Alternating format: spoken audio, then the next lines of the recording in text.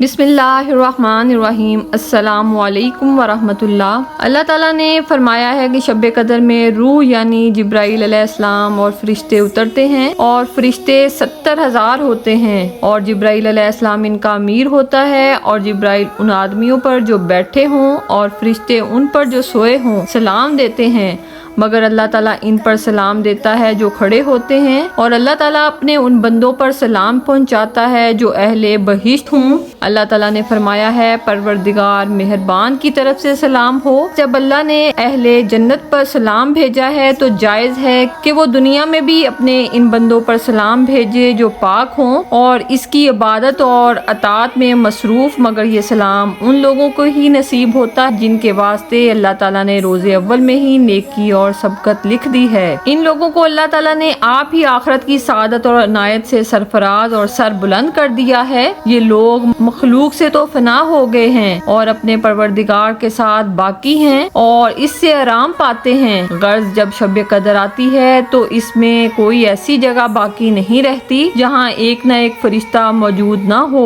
کوئی تو کھڑا ہوتا ہے اور کوئی سجدہ میں دعا کر رہا ہوتا ہے، اور یہ سب فرشتے مومن مردوں مومنہ عورتوں کے حق میں دعا کرتے ہیں، مگر گرجوں یا یہودیوں کی پرستش کی جگہ، بت خانہ ناپاک جگہ میں فرشتے نہیں آتے۔ غرض سب فرشتے مومن لوگوں اور مومن عورتوں کے حق میں رات بھر دعائے خیر کرتے ہیں، اور جبرائیل علیہ السلام کو سلام پہنچاتے ہیں، اور ہر ایک سے مصافحہ کرتے ہیں، اور زبان سے بھی کہتے ہیں اگر تو اطاعت میں ہے تو تیرے اوپر سلام ہے، اور ساتھ ہی یہ بھی کہ تیری عبادت قبول ہوئی، اور اگر تو معصیت میں ہے تو اس صورت میں امر زش کی دعا کے ساتھ تیرے اوپر سلام، اور اگر تو سوتا ہے تو اللہ تعالیٰ کی رضا کے ساتھ تیرے اوپر سلام ہے، اور اگر تو قبر میں پڑا ہے تو رحمت اور راحت کے ساتھ تجھ پر سلام۔ اور یہ سب کچھ اللہ تعالیٰ کے فرمانے کے موافق ہی اللہ تعالیٰ نے فرمایا ہے۔ ہر چیز سے سلام ہے۔ فرشتے ان لوگوں پر ہی سلام بھیجتے ہیں جو اہل اطاعت ہوں، اور گناہ گار لوگوں پر نہیں بھیجتے،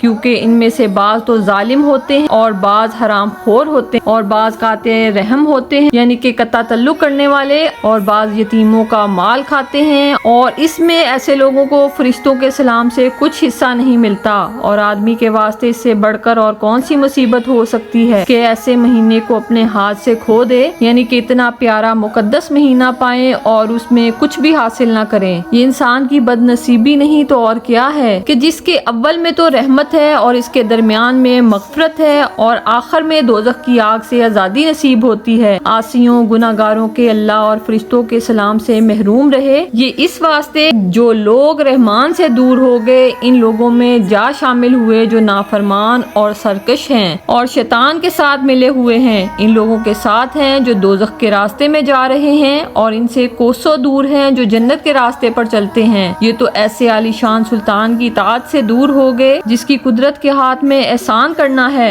فرمایا وَتُعِزُّ مَن تَشَاءُ وَتُذِلُّ مَن تَشَاءُ، جس کو چاہتا ہے اس کو عزت دیتا ہے اور جس کو چاہتا ہے اس کو ذلیل کرتا ہے۔ پس ماہ رمضان صفائی کا مہینہ ہے اور ان لوگوں کا مہینہ ہے جو اہل وفا ہیں اور اللہ کا ذکر کرنے والے اور صبر کرنے والے اور سچے ہیں۔ اگر یہ مہینہ تیرے دل کو درست نہیں کرے گا گناہوں سے تجھ کو کوئی نہیں بچا سکے گا، اور جو اہل بدعت اور گناہ گار ہیں ان سے نگاہ نہ رکھے گا تو پھر اور کون سی چیز تم کو بچائے گی؟ اس سے بہتر کون سی بات تجھ میں تاثیر ڈالے گی؟ اس صورت میں تجھ سے نیکی کی کوئی امید نہیں رکھی جا سکتی، اور نہ ہی تجھ سے کوئی بدبختی باقی رہتی، اور نہ ہی تیری خلاصی کی کوئی صورت ہے۔ اے مسکین اور غریب لوگوں، خبردار ہو جاؤ، اللہ کی رحمت نازل ہو چکی ہے، خواب غفلت سے سر اٹھاؤ، آنکھیں کھولو، اور چونکہ نعمت اور عظمت تمہارے اوپر پہنچائی گئی ہے اس پر غور کرو۔ جو بقیہ مہینہ رہ گیا ہے، جو گنتی کے چند دن رہ گئے ہیں، ان میں اپنے گناہوں سے توبہ استغفار پڑھو، اور اللہ تعالیٰ بڑا کارساز ہے، اس سے آمرزش مانگو، اس کی رحمت مانگو، اطاعت کرو۔ ممکن ہے جن لوگوں پر اللہ تعالیٰ کی مہربانی اور رحمت نازل ہونے والی ہے تم بھی ان میں ہو جاؤ۔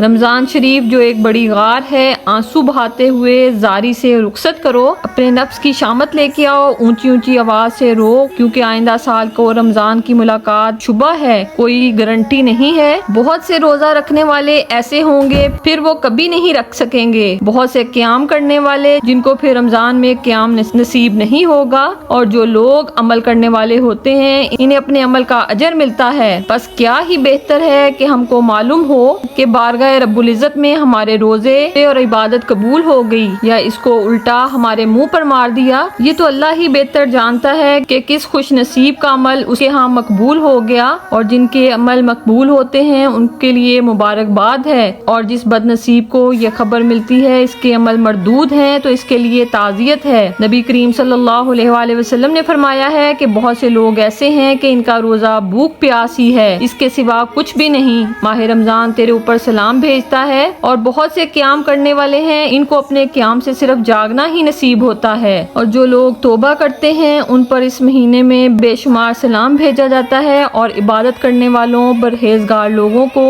روشن قندیلوں اور روشن چراغوں پر سلام، آنکھوں سے آنسو جاری ہونے والوں پر سلام، تیرے محرابوں پر سلام، آنسوؤں کے قطروں پر سلام۔ اللہ کریم نیک اعمال کرنے والوں کو اپنی کامل رحمت اور جنت الفردوس میں داخل کرتا ہے اور ان کے درجے بڑھا دیتا ہے۔ پاک ہونے سے مقصود شرک سے پاک ہونا ہے، یعنی جو ایمان کے سبب سے شرک سے پاک رہا، اور جس نے یہ کہا کہ اس کے معنی یہ ہیں جو آدمی صالح ہو اور اس نے نیک کام کیے ان میں ترقی کرتا رہا، انسان اللہ کو واحد جانے، پانچوں وقت کی نماز ادا کرتا رہے۔ اور ابو سعید خدری کہتے ہیں اس کے معنی اپنے پروردگار کا نام تکبیر سے یاد کرے اور عیدگاہ میں جا کر نماز پڑھے۔ رمضان کے لیے صدقہ فطر دینا ایسا ہی ہے کہ جیسا نماز میں سجدہ سہو ہے، اور رسول اللہ صلی اللہ علیہ وآلہ وسلم نے روزہ دار کے گناہوں سے پاک ہونے کے لیے صدقہ فطر فرض کیا ہے۔ بس گویا اگر کوئی رمضان میں گناہ کرے یا کسی قسم کا نقصان سرزد ہو تو صدقہ اس کا جبر کرتا ہے، یعنی گناہ سے اور فحش، جھوٹ، غیبت، سخن چینی اور مشتبہ چیز کے کھانے اور خوبصورت عورتوں کی طرف نظر کرنے سے جو